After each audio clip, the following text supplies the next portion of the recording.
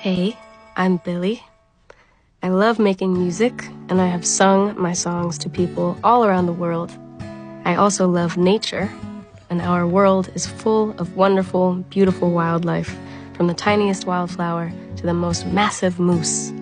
This bedtime story is about a little boy called Wilfred who says he owns a very big moose called Marcel.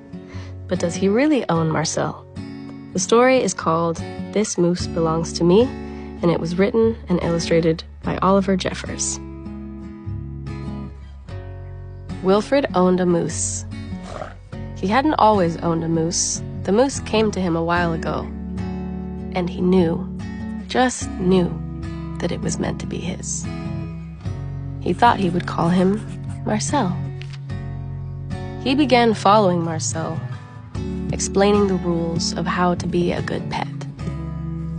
Much of the time, it seemed as though the moose wasn't listening, but Wilfred knew he was. Mostly because he followed Rule 4 very well. Not making too much noise while Wilfred plays his record collection.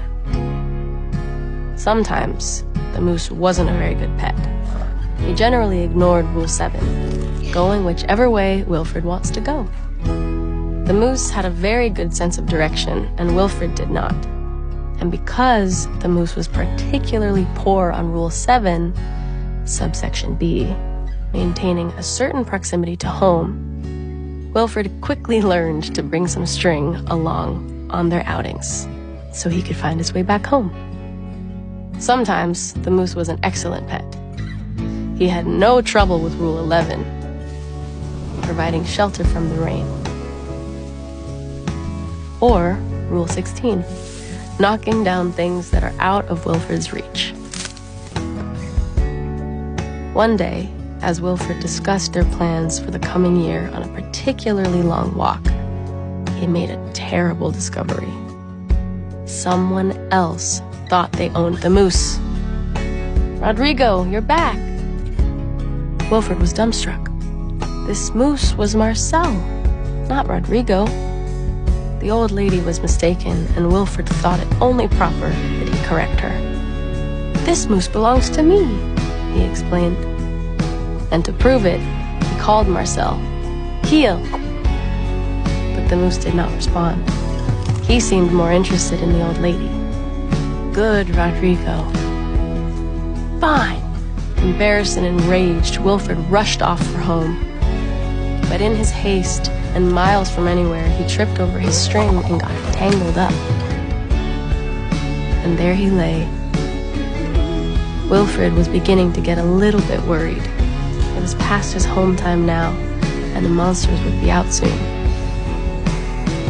He had just ruled out the last of his options when along came the moose, and performed Rule 73 brilliantly, rescuing your owner from perilous situations. All was forgiven, and perhaps, Wilfred admitted, he'd never really owned the moose anyway. With that in mind, he and the moose reached a compromise. The moose would agree to all of Wilfred's rules whenever it suited him. "Dominic, you're back, and you brought me an apple." I love that story. Wilfred learned a very important lesson. We need to look after beautiful wild creatures like Marcel, but we also need to let them do their own thing. I think we will be happy if we just care for nature and don't say, "I own this moose." Don't you? Now, it's time for you to go to sleep, and I wonder what beautiful animals you might see in your dreams tonight. Sleep tight.